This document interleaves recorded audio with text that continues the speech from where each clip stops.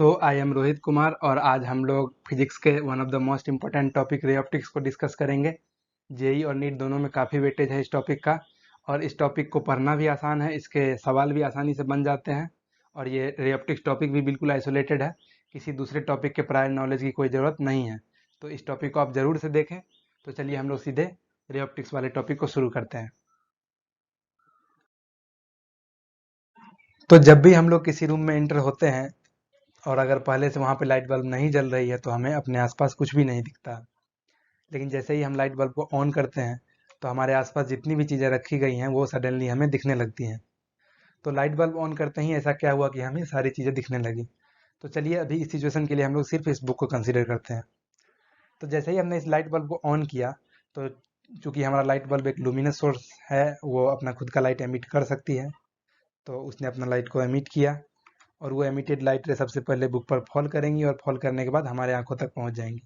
तो इस तरह से हम इस बुक को देख पाएंगे। और रियलिटी में सिर्फ एक लाइट रे फॉल नहीं कर रही होंगी, हजारों करोड़ों लाइट रे फॉल करके हमारे आंखों तक जाएंगी।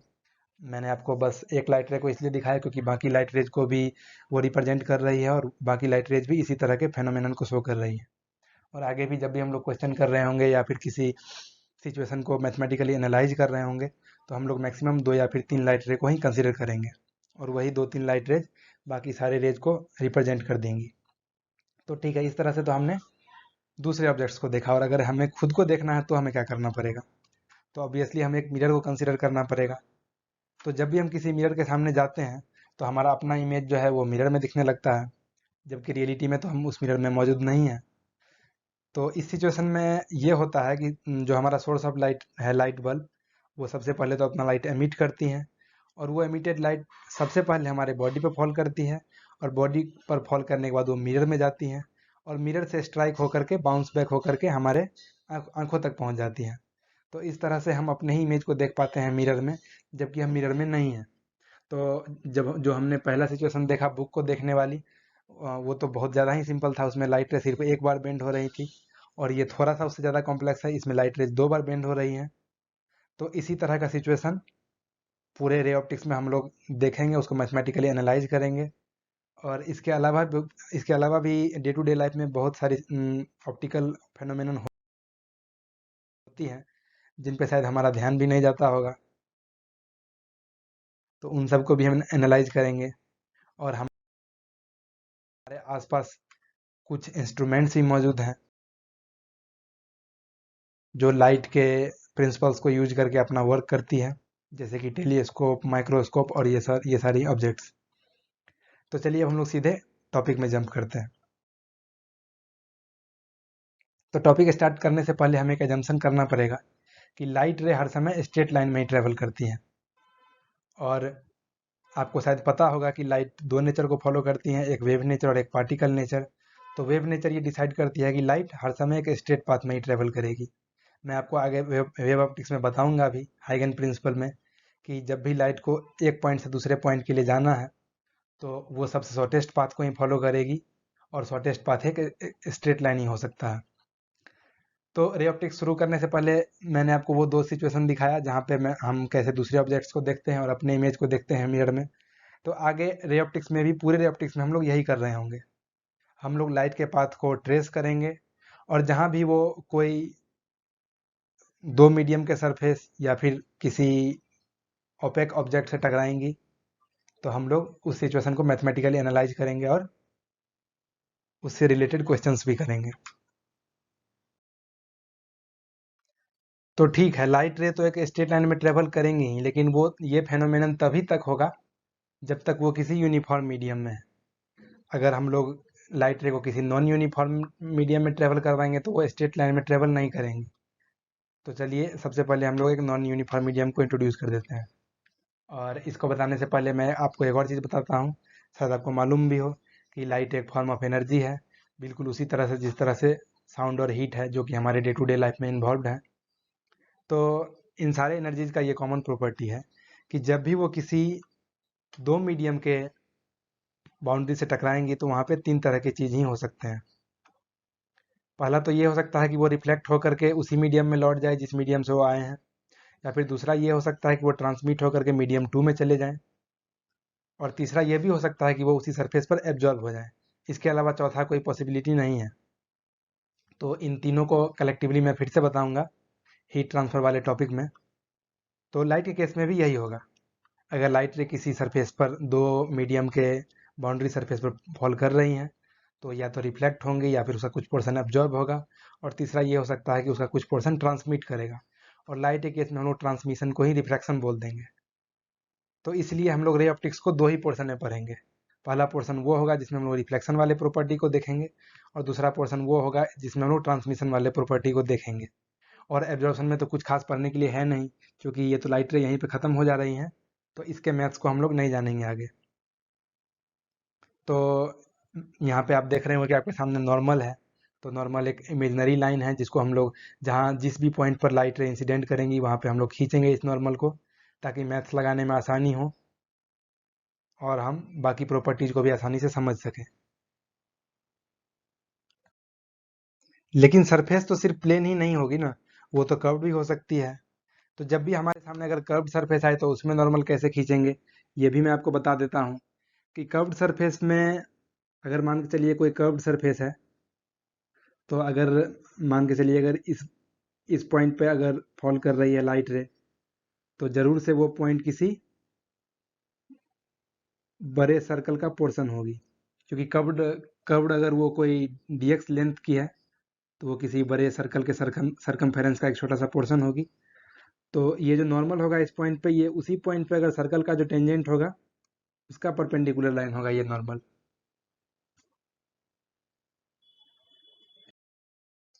तो आगे रिफ्लेक्शन को डिस्कस करने से पहले हम लोग दो बहुत इंपॉर्टेंट टर्म्स को जान लेते हैं, वो है ऑब्जेक्ट और इमेज। तो सबसे पहले इमेज। तो इमेज वो पॉइंट है जहाँ पे लाइट रे रिफ्रैक्शन या रिफ्लेक्शन दोनों में से किसी एक, या फिर कभी कभी हो सकता है बहुत सारे कंटिन्यूस फेनोमेनन को शो करने के बाद जब फाइनली मीट करती हैं, तो उस पॉइंट पे हम लोग इमेज को ऑब्टेन करते हैं। तो वो जो पॉइंट पे जहाँ पे वो मीट करती हैं वहाँ वो दो तरीके से मीट कर सकती हैं। या तो वो एक्चुअली मीट करे तो वो रियल इमेज है, और ये भी हो सकता है कि वो एक्चुअली मीट ना करें, वो रियलिटी में तो हमें इन्फिनिटी तक जाते हुए दिख रही हैं, लेकिन अगर हम उसे पीछे स्ट्रेच करेंगे तो वो हमें मीट करते हुए दिखेंगी, लेकिन वहाँ पे वो एक्चुअली मीट नहीं कर रही हैं। तो इस केस में हम लोग वर्चुअल इमेज को ऑब्टेन कर रहे हैं। और ऑब्जेक्ट, तो ऑब्जेक्ट का केस भी बिल्कुल सिमिलर है। अगर ऑब्जेक्ट के केस में हम सिर्फ इंसिडेंट रे को कंसिडर करेंगे, अगर वो इंसिडेंट रे रियलिटी में अगर किसी पॉइंट से अगर इमर्ज होते हुए दिख रही हैं, अगर वो पॉइंट रियलिटी में एग्जिस्ट कर रहा है तो वो रियल ऑब्जेक्ट है। लेकिन अगर मान के चलिए वो जो इंसिडेंट रे हैं वो रियलिटी में किसी पॉइंट से इमर्ज नहीं हो रही हैं, वो जो पॉइंट ऑफ इमरजेंस है वो हमें इन्फिनिटी पर दिख रहा है, क्योंकि इस केस में देखिए आपको इंसिडेंट रे जो आ रही हैं अगर उनको आप मर्ज करेंगे तो आपको इन्फिनिटी पे दिखेंगी। लेकिन अगर हम फिर से इसे पीछे स्ट्रेच करते हैं तो ये हमें वर्चुअली किसी दूसरे पॉइंट पर मीट करते हुए दिखेंगी। तो वो जो वर्चुअल पॉइंट होगा वही वर्चुअल ऑब्जेक्ट होगा। तो अब फाइनली हम लोग रिफ्लेक्शन को स्टार्ट करते हैं। तो सबसे पहले लॉज ऑफ रिफ्लेक्शन बहुत सिंपल है, आप लोग जानते ही होंगे पहले से। ये हमारा आ गया वर्चुअल लाइन नॉर्मल। तो जब भी कोई इंसिडेंट रे किसी पॉइंट पर इंसिडेंट करेंगी और उसके बाद वो रिफ्लेक्ट करेंगी, तो वो जो इंसिडेंट रे है, रिफ्लेक्टेड रे है और नॉर्मल है, वो तीनों एक ही प्लेन में लाई करेंगी। और मैथमेटिकली अगर इसको देखा जाए, अगर हम तीनों को वेक्टर आई, वेक्टर एन और वेक्टर आर बोल देते हैं रेस्पेक्टिवली, इंसिडेंट रे, नॉर्मल और रिफ्लेक्शन वाले रे को, तो उनका जो बॉक्स प्रोडक्ट होगा वो हर समय जीरो होगा, क्योंकि वो सेम प्लेन में लाई कर रही हैं और वो ये वेक्टर्स का प्रॉपर्टी है। तो शायद इस पे कभी आपसे कोई सवाल पूछ भी दे, तीनों वेक्टर दे दे, या फिर कोई दो वेक्टर दे दे तीसरा पूछ ले, या फिर तीनों वेक्टर दे करके उसमें कोई वेरिएबल छोड़ दे और वेरिएबल का वैल्यू पूछ ले। लेकिन जनरली ये सवाल नीट और जेई में आएगा नहीं, बहुत कम चांसेस है। और अगला दूसरा प्रॉपर्टी ये है कि जो नॉर्मल और इंसिडेंट रे के बीच का एंगल है, और जो नॉर्मल और रिफ्लेक्टेड रे के बीच का एंगल है, वो दोनों हर समय सेम होंगी। ये आगे मैं शायद आपको प्रूव करके बताऊँ भी हाइगन प्रिंसिपल में, जब मैं वे ऑप्टिक्स में आपको पढ़ा रहा हूँ तब। तो यही दोनों हैं लॉज ऑफ रिफ्लेक्शन। तो जैसा कि मैंने आपको पहले ही बताया कि सरफेस दो तरह के हो सकते हैं, या तो वो कर्व्ड सरफेस हैं या फिर वो प्लेन सरफेस है। तो उसी तरह से मिरर भी दो तरह के हैं, या तो वो कर्व्ड मिरर है या फिर वो प्लेन मिरर है। तो चलिए सबसे पहले हम लोग प्लेन मिरर को डिस्कस कर लेते हैं। और इस ऑर्डर में सबसे पहले देखते हैं कि प्लेन मिरर में इमेज का फॉर्मेशन कैसे होता है। तो ये आ गया हमारे पास एक प्लेन मिरर, ये हमारा ऑब्जेक्ट है। तो ये तो एक रिजिड ऑब्जेक्ट है, इसमें तो बहुत सारे पॉइंट्स हैं। तो और हम तो एक बार में एक ही पॉइंट के इमेज फॉर्मेशन को शो कर सकते हैं। तो सबसे पहले हम इसके टॉप मोस्ट पॉइंट का इमेज फॉर्मेशन को देख लेते हैं। तो टॉप मोस्ट पॉइंट से 2 इंसिडेंट रे निकली और वो मिरर पे इंसिडेंट होकर के वापस आ गई। तो ये दरअसल 2 इंसिडेंट रे इससे इमर्ज नहीं हो रही है, इसके पीछे की सारी कहानी मैंने आपको स्टार्टिंग में ही बता दिया था। तो ये जो 2 रिफ्लेक्टेड रे वापस लौट गई हैं, अगर इनको हम पीछे ट्रेस करेंगे स्ट्रेच करके, तो ये हमें किसी पॉइंट पर वर्चुअली मीट करते हुए दिखाई देंगी। और ये जो पॉइंट ऑफ कन्वर्जेंस होगा, यही उस पॉइंट का वर्चुअल इमेज होगा। और इसके हम लोअर मोस्ट पॉइंट के भी इमेज फॉर्मेशन को देख लेते हैं। तो उसमें भी एकदम सिमिलर कहानी है। रेज वहाँ से इमिट होंगी और वो मिरर से टकराने के बाद रिफ्लेक्ट होकर के वापस लौट जाएंगी। और जब हम उनको वापस ट्रेस करेंगे पीछे, तो वो हमें किसी पॉइंट पर मिलते हुए दिखाई देंगी। और यही कहानी इसके बॉडी पर जितने भी पॉइंट्स हैं, सबके साथ यही फेनोमेनन शो होगा। और फाइनली हम इसके इस बॉडी के इमेज को ऑब्टेन करेंगे। तो ये जो इमेज फॉर्मेशन है प्लेन मिरर में, ये बहुत सारे रूल्स को फॉलो करता है, बहुत सारे प्रॉपर्टीज हैं इसके। तो चलिए वन बाय वन उनको हम देख लेते हैं। तो प्रॉपर्टी नंबर 1, तो अगर मिरर के सामने कोई ऑब्जेक्ट, रियल ऑब्जेक्ट रखा हुआ है, जो कि जनरली होता है, तो वो उसका वर्चुअल इमेज बना देगा, जो कि अभी जस्ट हमने देखा। और अगर उसके सामने कोई रियल इमेज रखा हुआ है, तो वो उसका वर्चुअल ऑब्जेक्ट बना देगा। और जब मैं आपको वर्चुअल ऑब्जेक्ट समझा रहा था, तो उस समय मैंने आपको ये भी केस दिखाया था। अब पॉइंट नंबर 2, तो पॉइंट नंबर 2 में ये है कि जो इमेज का जो साइज होगा, वो ऑब्जेक्ट के बराबर होगा, बिल्कुल सेम। हाइट, विड्थ सब कुछ सेम, थिकनेस सब कुछ सेम होगा। और यहाँ पे आप देख सकते हैं कि इसका जो बेस से जितना भी हाइट है इसके टॉप मोस्ट पॉइंट का, इमेज का भी उतना ही हाइट होगा। और बॉटम का भी उतना ही हाइट होगा बेस से, जितना इमेज के बॉटम का है। तो इसलिए दोनों के बीच का जो गैप है, यानी उसका जो हाइट है, वो बिल्कुल सेम होगा। और यही कहानी विड्थ और थिकनेस सबके साथ यही होगा। तो अब तीसरा पॉइंट हम लोग देखते हैं। तो ये जो हमारा इमेज फॉर्मेशन हुआ है, इसमें जो इमेज है वो परपेंडिकुलरली इरेक्ट है। मतलब कि ये परपेंडिकुलरली इन्वर्जन शो नहीं कर रहा है।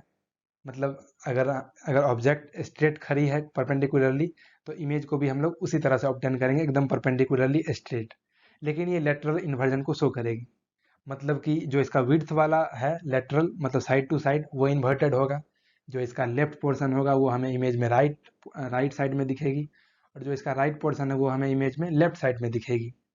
ये आप कभी भी इमेज एक मिरर के सामने जा कर के इस चीज़ को ऑब्जर्व कर सकते हैं, बहुत कॉमन है ये। तो अब हम लोग आगे बढ़ते हैं पॉइंट नंबर 4 पे। तो पॉइंट नंबर 4 में ये है कि जो मिरर है, वो इमेज और ऑब्जेक्ट के बीच का जो डिस्टेंस है उसका परपेंडिकुलर बाइसेक्ट है।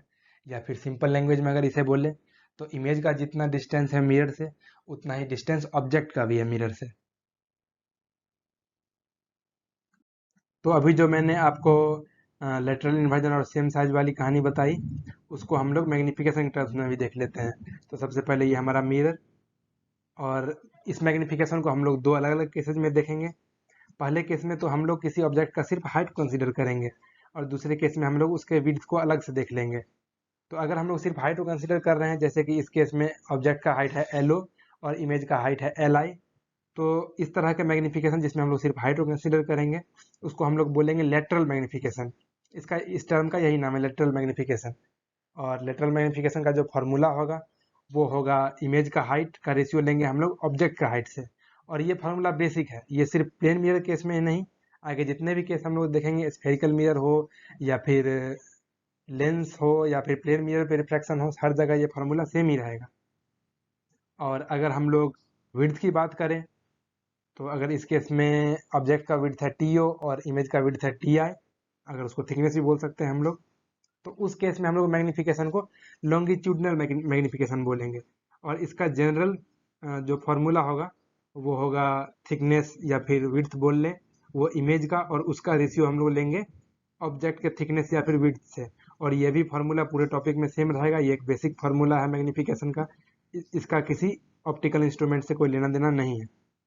तो लेकिन अगर मिरर केस में हम लोग बात करें, तो जो लेटरल मैग्निफिकेशन है वो 1 है, क्योंकि परपेंडिकुलरली इसमें कोई इन्वर्जन नहीं है। और जो लॉन्गिट्यूडिनल मैग्निफिकेशन है वो है -1। और ये जो माइनस है, ये उसी लेटरल इन्वर्जन वाले प्रॉपर्टी को शो कर रही है, क्योंकि जो विड्थ वाला पोर्शन है वो अपना डायरेक्शन इमेज के केस में चेंज कर ले रहा है, इसलिए हमें ये माइनस साइन दिख रहा है। तो अब हम लोग एक और इम्पोर्टेंट टर्म को देख लेते हैं, एंगल ऑफ डेविएशन। इस पे जनरली सवाल आ भी जाते हैं, और अगर डायरेक्ट सवाल नहीं भी आते हैं तो इसका यूज हो जाता है किसी दूसरे दूसरे सवाल में, और ये बहुत कॉमन भी है, पूरे रे ऑप्टिक्स में हमें दिखेगा ये। तो सबसे पहले एंगल ऑफ डेविएशन का डेफिनेशन देख लेते हैं। So angle between incident ray and final emergent रे आफ्टर रिफ्लेक्शन और रिफ्रैक्शन, मतलब कोई भी ऑप्टिकल फेनोमेनन अगर इंसिडेंट लाइट रे अगर शो कर चुकी है, तो उसके बाद जो हम लोग फाइनल इमर्जेंट रे ऑब्टेन करेंगे, उस दोनों के बीच में जितना भी एंगल बनेगा उसको हम लोग एंगल ऑफ डेविएशन बोलेंगे। तो प्लेन मिरर वाले केस को देख लेते हैं सबसे पहले। तो ये हमारा इंसिडेंट रे फॉल किया प्लेन मिरर पे, और नॉर्मल के साथ सेम एंगल बनाते हुए वापस रिफ्लेक्ट भी कर गया। तो मैथमेटिकली देख लेते हैं एंगल ऑफ डेविएशन क्या है। तो सबसे पहले तो आप इंसिडेंट रे को स्ट्रेच कर दीजिए आगे, वो एक वेक्टर है, हम उसे स्ट्रेच कर सकते हैं आगे। तो एंगल ऑफ डेविएशन बिल्कुल वही है जो एंगल ऑफ इंसिडेंस और एंगल ऑफ इमरजेंट रे के बीच का एंगल, और यहाँ पे जो एंगल ऑफ इमरजेंट रे है वो रिफ्लेक्टेड रे है, वो दोनों एक ही है। तो इन दोनों के बीच का एंगल होगा, एंगल ऑफ डेविएशन को हम लोग ये डेल्टा से भी शो करते हैं। तो उन दोनों के जो बीच का एंगल है वो है 180 डिग्री माइनस 2 थीटा आई, या फिर थीटा आर भी आप उसको बोल सकते हैं, क्योंकि दोनों तो सेम ही है। मतलब दरअसल ये होता ये है कि एंगल ऑफ डेविएशन है 180 degree minus theta i minus theta r, लेकिन चूंकि दोनों सेम है इसलिए हम उसको या तो माइनस 2 थीटा आई बोल देंगे या फिर माइनस 2 थीटा आर बोल देंगे। तो ये तो कॉमन मैथमेटिकल प्रॉपर्टी है कि अगर एक स्ट्रेट लाइन है उसका टोटल जो एंगल होता है वो 180 डिग्री होता है, और उसमें से अगर हम लोग थीटा आई और थीटा आर हटा ले तो जो बाकी बचा हुआ एंगल हमें मिलेगा वही एंगल ऑफ डेविएशन है। तो इस पे अब हम लोग एक सवाल भी देख लेते हैं, क्योंकि इस पे सवाल डायरेक्ट भी आते हैं और इनडायरेक्ट सवाल भी आते रहते हैं। तो हम लोग एक क्वेश्चन देख लेते हैं एंगल ऑफ डेविएशन पे। तो सबसे पहले क्वेश्चन कुछ इस तरह का है कि हमारे सामने दो मिरर हैं जो कि एक दूसरे से 60 डिग्री का एंगल बना रहे हैं, और एक रे इंसिडेंट हम लोग करवाएंगे जो कि बेस से बेस वाले मिरर से 20 डिग्री का एंगल बना रही है। तो हमसे पूछा गया है कि इसका टोटल एंगल ऑफ डेविएशन कितना होगा। तो सबसे पहले तो हमें फाइनल इमरजेंट रे को ऑब्टेन करना पड़ेगा। तो चलिए फाइनल इमरजेंट रे देखते हैं पहले। तो ये जो इंसिडेंट रे है वो बेस से 20 डिग्री का एंगल बना रही है। इसका मतलब जो इसका एंगल ऑफ इंसिडेंस होगा वो 70 डिग्री होगा, क्योंकि टोटल नॉर्मल का जो एंगल है वो 90 डिग्री है। तो ये फिर से 70 डिग्री का ही एंगल बनाते हुए रिफ्लेक्ट कर जाएगी वापस। तो ये भी हमारे पास ये भी टोटल 70 डिग्री हो जाएगा, और ये हमारे पास 20 डिग्री आ जाएगा। तो ये भी जो हमारे पास टोटल है वो 180 माइनस 60 माइनस 20 जो कि 100 आ जाएगा। तो अब ये दूसरी बार रिफ्लेक्शन वाली फेनोमेनन को शो करेगी। तो इस सरफेस पे भी हम लोग दोबारा से रिफ्लेक्शन करवा देते हैं। सबसे पहले तो ये हमारा नॉर्मल, तो ये नॉर्मल से 10 डिग्री का एंगल बनाएगी, चूँकि नॉर्मल टोटल 90 डिग्री का है और इसका टोटल एंगल 100 डिग्री का है। तो फिर से ये 10 डिग्री का एंगल बनाते हुए रिफ्लेक्शन होकर के वापस लौट जाएगी। तो हमारे पास ये जो बचेगा ये 90 माइनस 10 मतलब 80 बचेगा, ये वाला एंगल। इसका मतलब 180 माइनस 80 माइनस 60, तो ये 40 बच जाएगा। तो इसका जो एंगल ऑफ इंसिडेंस होगा वो 50 डिग्री हो जाएगा। तो हम लोग तीसरी बार रिफ्लेक्शन के फेनोमेनन को भी देख लेते हैं। ये तीसरी बार रिफ्लेक्ट करेगी अब ये रे, तो फिर से ये 50 डिग्री का एंगल बना करके वापस लौट जाएगी। अब ये दोबारा कहीं किसी से नहीं टकराएगी, ये भी एंगल 50 डिग्री का हो जाएगा। तो चलिए अब तो हमने फाइनल इमरजेंट रे को देख लिया, यही है हमारा फाइनल इमरजेंट रे और ये है इंसिडेंट रे। अब इस दोनों के बीच का एंगल निकालते हैं। तो सबसे पहले तो हमें ये देखना पड़ेगा कि रिफ्लेक्शन वाली फेनोमेनन 3 बार हुई है, तो इसलिए फेनोमेनन 1 के लिए सबसे पहले अलग से हम एंगल ऑफ इंसिडेंस निकाल लेते हैं। तो उसमें है 180 डिग्री माइनस 2 थीटा, जो कि एंगल ऑफ रिफ्लेक्शन या फिर एंगल ऑफ इंसिडेंस जो भी हो, तो वो इस केस में 140 डिग्री है। मतलब ये टोटल 40 डिग्री है। अब हम लोग डायरेक्शन भी देख लेते हैं, क्योंकि हमें फाइनली सबको ऐड करना पड़ेगा साइन के साथ।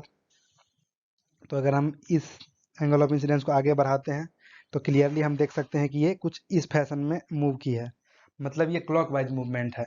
तो इसलिए ये जो angle of deviation first case में जो 40 डिग्री है वो क्लॉकवाइज है। अब हम लोग दूसरे केस में भी देख लेते हैं। ये हमारा केस 2, इसमें कितना है एंगल ऑफ इंसिडेंस। तो सबसे पहले हम लोग एंगल ऑफ इंसिडेंस का फॉर्मूला 180 डिग्री माइनस 2 थीटा। तो यहाँ पे जो एंगल ऑफ इंसिडेंस है वो 10 डिग्री है, इसका मतलब 20 डिग्री उसमें से माइनस करेंगे हम, और ये हमारे पास आ जाएगा 160 डिग्री।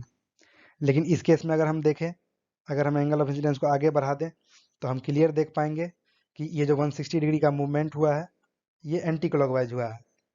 तो इसका मतलब ये मूवमेंट एंटी क्लॉकवाइज है। हम लोग फाइनल फाइनल केस भी देख लेते हैं जिसमें तीसरी बार रिफ्लेक्शन हुई है। उस केस में जो एंगल ऑफ इंसिडेंस है वो 50 डिग्री है।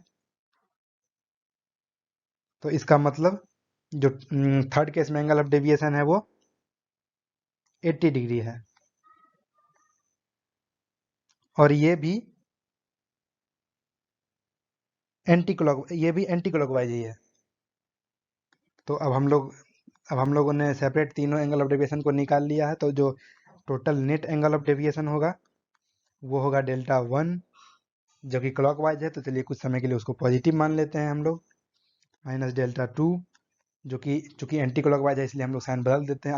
आप किसी को भी कोई भी साइन दे सकते हैं, लेकिन अगर एंटी क्लॉकवाइज को अगर आप पॉजिटिव देते हैं तो आपको क्लॉकवाइज को निगेटिव देना पड़ेगा, और तीसरा भी निगेटिव ही होगा क्योंकि वो भी एंटी क्लॉकवाइज है। तो हमारे पास है 40 degree minus 160 degree minus 80 degree. इसका मतलब ये माइनस 200 डिग्री, लेकिन हम माइनस नहीं लिख करके इसको एंटी क्लॉकवाइज बोल देंगे, क्योंकि फाइनली तो निगेटिव निगेटिव को हम लोगों ने एंटी क्लॉकवाइज ही माना है। तो जो फाइनल हमारा नेट डेविएशन है वो है 200 डिग्री एंटी क्लॉकवाइज। तो चलिए अब एक क्वेश्चन स्पेसिफिक टॉपिक को देख लेते हैं। तो इस तरह उसका नाम है ऑब्जेक्ट बिटवीन टू मिरर्स। तो इस तरह के क्वेश्चन में ये होगा कि हमारे सामने एक सेट ऑफ मिरर है जिसमें दो मिरर है, और उसके बीच उस दोनों के बीच का एंगल कुछ थीटा दिया होगा, और उसके बीच एक ऑब्जेक्ट रख दिया जाएगा और हमसे पूछा जाएगा कि टोटल नंबर ऑफ इमेजेस कितने हैं दोनों मिरर में उस ऑब्जेक्ट के। अब देखिए ये ऑब्जेक्ट दो तरीके से रखा जा सकता है, या तो वो सिमेट्रिकल है मतलब एंगल बाइसेक्टर पर रखा हुआ है, या फिर वो एसिमेट्रिकल है मतलब वो एंगल बाइसेक्टर पर नहीं कहीं और रखा हुआ है। तो सबसे पहले इससे रिलेटेड फॉर्मूला को देख लेते हैं। तो सबसे पहले तो हमें 360 डिग्री जो कि टोटल एंगल है उसको थीटा से डिवाइड करके एम को ऑब्टेन कर लेना है। और वो एम अब तीन तीन केस बन सकता है एम का, या तो एम एक इवन नंबर है, या फिर वो एक ऑड नंबर है, या फिर वो एक फ्रैक्शन भी हो सकता है। तो सबसे पहले इवन नंबर वाला केस देख लेते हैं। तो अगर इवन नंबर है तो कोई फर्क नहीं पड़ता है कि वो बाइसेक्टर पे है या फिर नहीं है, जो टोटल नंबर ऑफ इमेजेस हैं वो हर समय m-1 ही होंगे। लेकिन अगर वो एक ऑड नंबर है तो यहाँ पे दो अलग अलग केस बनेगा। अगर वो बाइसेक्टर पे नहीं रखा हुआ है तो जो total number of images n है वो m के बराबर होंगे। लेकिन अगर वो बाइसेक्टर पे रखा हुआ है तो जो total number of images n है वो m-1 होंगे। और तीसरा केस भी देख लेते हैं जिसमें कि m एक फ्रैक्शन है। तो यहाँ पे ये होगा कि जो total number of images n है वो नियरेस्ट इवन इंटीजर होगा m के। अगर मान के चलिए m 5.8 है तो वो 6 होगा टोटल नंबर ऑफ इमेजेज। अगर वो 4.8 है तो वो 4 होगा। अगर वो 7.2 है तो वो 8 होगा। लेकिन अगर वो 6.2 है तो वो 6 होगा। मतलब उस फ्रैक्शन से जो भी नियरेस्ट इंटीजर होगा हमारे पास वो इंटीजर इवन ही होना चाहिए, तो वही टोटल नंबर ऑफ इमेजेस होगा। लेकिन ये तभी तक ये फॉर्मूला लगेगा जब तक ऑब्जेक्ट सिमेट्रिकल है, मतलब वो बाइसेक्टर पर रखा हुआ है। अगर हम उसको बाइसेक्टर के अलावा कहीं और रख दें तो ये एक बहुत डिस्क्रीट केस है और इसका कोई सर्टेन फार्मूला नहीं है हमारे पास। लेकिन अभी जस्ट हम लोग एक सवाल देख लेते हैं, उसमें मैं फार्मूला का यूज नहीं करूंगा और आपको क्लियर दिख जाएगा कि कैसे कैसे हुआ है उसमें सब कुछ, ताकि आप बिना फार्मूला के भी किसी भी तरह का सवाल को कर सकें। तो चलिए क्वेश्चन देख लेते हैं। तो इस सवाल में हमारे पास दो प्लेन मिरर है, उसके बीच का एंगल 70 डिग्री है, और जो हमारा ऑब्जेक्ट है वो एसिमेट्रिकली रखा हुआ है। नीचे वाले मिरर से तो वो 30 डिग्री का एंगल बना रहा है, और ऊपर वाले मिरर से 40 डिग्री का एंगल बना रहा है। तो इस केस में हम लोग देखते हैं कि टोटल नंबर ऑफ इमेजेस कितना होगा।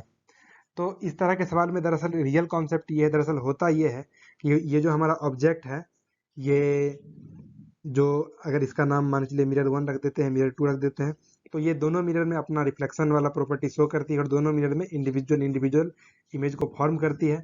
और इस मिरर में अगर कोई इमेज बना है तो वो इमेज इस मिरर के लिए ऑब्जेक्ट का काम कर जाएगा और फिर से वो इस इमेज का दूसरा इमेज फिर से इसमें बनेगा। तो इस तरह से बहुत सारी इमेजेस बन जाती हैं। तो सबसे पहले देखते हैं हम लोग मिरर 1 के केस में। तो मिरर 1 में ये होगा कि ऑब्जेक्ट का जो इमेज है वो बिल्कुल 30 डिग्री एंगल पे ही सेम एंगुलर डिस्टेंस पे हम लोग इमेज 1 को ऑब्टेन करेंगे। और मिरर 2 के केस में भी यही होगा, जो ये हमारा ऑब्जेक्ट है वो सेम एंगुलर डिस्टेंस 40 डिग्री पे उसका इमेज बनेगा मिरर के इस तरफ पीछे में, और ये इमेज मिरर 2 का है और ये इमेज भी 2 ही है। लेकिन अब जो ये हमारा इमेज 1 है वो मिरर 2 के लिए ऑब्जेक्ट का काम कर जाएगी, तो इसका इमेज फिर से हमें बनाना पड़ेगा मिरर 2 के रेस्पेक्ट में। तो जो टोटल एंगल है मिरर से उसका है 70 डिग्री प्लस 30 डिग्री, ये टोटल एंगल 100 डिग्री है। तो ये यहाँ से बिल्कुल सेम एंगुलर डिस्टेंस 100 डिग्री पे ही इमेज 1 का एक दूसरा इमेज बनाएगी, जिसको हम लोग इमेज 3 बोल देते हैं। और सिमिलर केस होगा इमेज 2 के लिए भी, वो मिरर 1 के लिए ऑब्जेक्ट का काम करने लगेगी और जो टोटल एंगल है यहाँ से लेकर यहाँ तक का वो है आपको 110 डिग्री। तो ये बिल्कुल यहाँ से 110 डिग्री पे ही एक और इमेज बनाएगी, उसको हम लोग इमेज 4 बोल देते हैं। और सिमिलर केस हम लोग फिर से देखते हैं इमेज 3 के लिए भी यही होगा। इमेज 3 जो कि मिरर 2 के रिस्पेक्ट में बनी है, तो वो जो हमारा मिरर 1 है उसके लिए ऑब्जेक्ट का काम करेगी। और इमेज 3 का जो एंगुलर डिस्टेंस है, मतलब टोटल एंगल है मिरर 1 से, वो है आपको 70 डिग्री प्लस 40 प्लस 100 डिग्री, मतलब 170 डिग्री। मतलब इस मिरर से वो 170 डिग्री के एंगल पे फिर से एक इमेज बनाएगी, जिसको हम लोग इमेज 5 बोल देते हैं। ठीक है। और इमेज 4 के केस में भी फिर से वही होगा। इमेज 4 का जो कि मिरर 1 के रेस्पेक्ट में बनी है, वो मिरर 2 के लिए फिर से ऑब्जेक्ट का काम करेगी। और इसका मिरर 2 से जो टोटल एंगल है वो है आपको 70 डिग्री प्लस 110 डिग्री, मतलब 180 डिग्री। तो ये उस मिरर से बिल्कुल 180 डिग्री पे फिर से अपना इमेज बनाएगी, जिसको हम लोग इमेज 6 बोल देते हैं। लेकिन देखिए अब क्या होगा, अब ये होगा कि ये जो इमेज 6 है, अब इसका आगे इमेज नहीं बनेगा, क्योंकि अगर हम सर्कल में घूमते घूमते अगर वो 360 डिग्री पे पहुंच जाते हैं तो उसके बाद हमें इमेज नहीं बनाना है। अगर हम इसका इमेज बनाएंगे किसी के रेस्पेक्ट में तो वो 360 से ज़्यादा हो जाएगा। और सिमिलर केस इमेज 5 के लिए भी है। अगर हम लोग इसका भी इमेज बनाएंगे, आप बना के देखिएगा, तो ये 360 डिग्री को क्रॉस कर जाएगा, ये 360 डिग्री से आगे निकल जाएगा। तो इसलिए हम आगे कोई इमेज का फॉर्मेशन को नहीं देखेंगे। अब ये प्रोसेस खत्म हो चुका है। तो जो टोटल नंबर ऑफ इमेजेस है वो हमारा 6 है। अगर फार्मूला की बात करें तो 360 डिग्री बाई 70 डिग्री, ये कुछ आपको 5 पॉइंट समथिंग के आसपास आएगा, 5.2 आएगा ये आपको। तो 5.2 इसका मैंने आपको पहले बताया था कि अगर ये एक फ्रैक्शन है और हम लोग सिमेट्रिकली नहीं रख रहे हैं तो इसका कोई फार्मूला नहीं है। लेकिन इस केस में हम लोग 6 नंबर ऑफ इमेजेस को ऑब्टेन कर रहे हैं। अब हम लोग देख लेते हैं वेलोसिटी ऑफ इमेज। ये प्लेन मिरर केस में है, बहुत आसान है, इसमें कुछ खास समझने के लिए नहीं है। तो सबसे पहले हम लोग एक्सिस को डिफाइन कर लेते हैं। तो ऑब्जेक्ट और इमेज के लिए एक्सिस है, ये एक्स एक्सिस है जो कि प्लेन मिरर के परपेंडिकुलर है। और ये जो हमारा प्लेन मिरर है वो वाई जेड प्लेन में रखा हुआ है। ये है वाई एक्सिस और ये है जेड एक्सिस, और इस दोनों से बनने वाला जो प्लेन है उसी प्लेन में ये हमारा मिरर रखा हुआ है। तो सबसे पहले हम लोग ऑब्जेक्ट और इमेज को इंट्रोड्यूस कर देते हैं और तीनों एक्सिस के लिए हम लोग इंडिविजुअल इंडिविजुअल देख लेते हैं पहले क्या होगा। तो एक्स एक्सिस के अलोंग अगर हम लोग ऑब्जेक्ट को मूव कराएंगे वी नॉट वेलोसिटी से, तो इमेज भी एक्स एक्सिस के अलोंग ही मूव करेगी वी नॉट वेलोसिटी से, लेकिन डायरेक्शन उसके उलट होगा। मतलब डायरेक्शन बिल्कुल, अगर एक्स एक्सिस पॉजिटिव, अगर ऑब्जेक्ट हमारा पॉजिटिव एक्स एक्सिस की तरफ मूव कर रहा है तो जो इमेज है वो निगेटिव एक्स एक्सिस की तरफ मूव करेगी, क्योंकि दोनों या तो नज़दीक आएगी मिरर के या फिर दोनों साथ में ही दूर जाएगी। और अगर वाई एक्सिस का केस देख लेते हैं तो इसमें डायरेक्शन भी सेम रहेगा और मैग्नीट्यूड भी सेम रहेगा। और सिमिलर कहानी जेड एक्सिस में भी है। तो फाइनली अगर हम लोग कंक्लूजन ले किसी रैंडम पाथ के लिए, तो वहाँ पे तो वाई एक्सिस और जेड एक्सिस के अलोंग वेलोसिटी सेम ही रहेगी, लेकिन एक्स एक्सिस के कारण ही ये दोनों एक दूसरे के नज़दीक आते हुए दिख रही है। तो अगर मान के चलिए ऑब्जेक्ट का वेलोसिटी है A I cap plus B J cap plus C K cap, तो जो इमेज की वेलोसिटी है वो है minus A I cap plus B J cap और प्लस सी के कैप। अब ये माइनस कहाँ से आया, ये मैंने आपको जस्ट बताया। तो इस केस में तो मिरर बिल्कुल हमारा स्टेशनरी था। अब हम लोग वो केस भी देख लेते हैं जिसमें मिरर स्टेशनरी नहीं है। तो ये हमारा मिरर और ये बेस लाइन और ये ऑब्जेक्ट और इमेज। तो सबसे पहले तो हम लोग प्री एज्यूम कर लेते हैं कि ऑब्जेक्ट हमारा स्टेशनरी है और जो मिरर की वेलोसिटी है वो है एक्स आई कैप प्लस वाई जे कैप प्लस जेड के कैप। तो जो मिरर का प्लेन है वाई जेड प्लेन मैंने आपको अभी जस्ट बताया। अगर इसी प्लेन में मिरर मूव करेगी तो इमेज के वेलोसिटी पे कोई फर्क नहीं आएगा, इमेज बिल्कुल ऑब्जेक्ट की तरह ही स्टेशनरी रहेगा।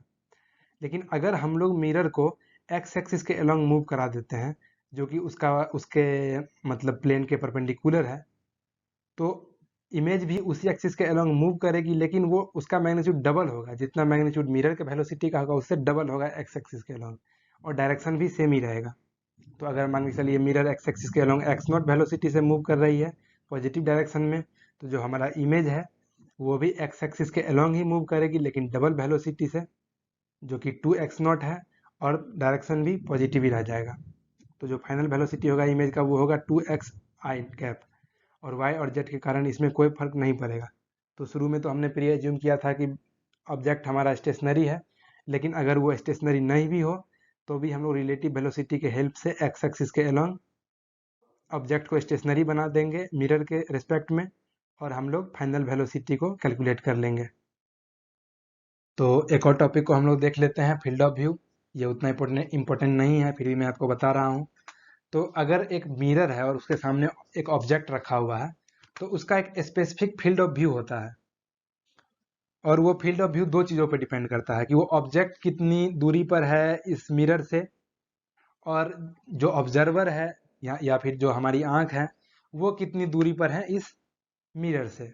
तो फील्ड ऑफ व्यू का मतलब ये है कि अगर ये इस ऑब्जेक्ट का इमेज बन रहा है इस मिरर में, और हम इससे कुछ डिस्टेंस एक्स पे खड़े हैं, तो एक लिमिटेशन है जिस लिमिटेशन पे हम लोग उस इमेज को देख पाएंगे। अगर मान के चलिए अगर हम इस पॉइंट से ऊपर चले जाते हैं तो हमें मिरर में ये ऑब्जेक्ट नहीं दिखेगा, और उसी तरह से अगर नीचे में इस पॉइंट से नीचे चले आते हैं तो उस केस में भी हमें मिरर में इसका इमेज नहीं दिखेगा इस ऑब्जेक्ट का।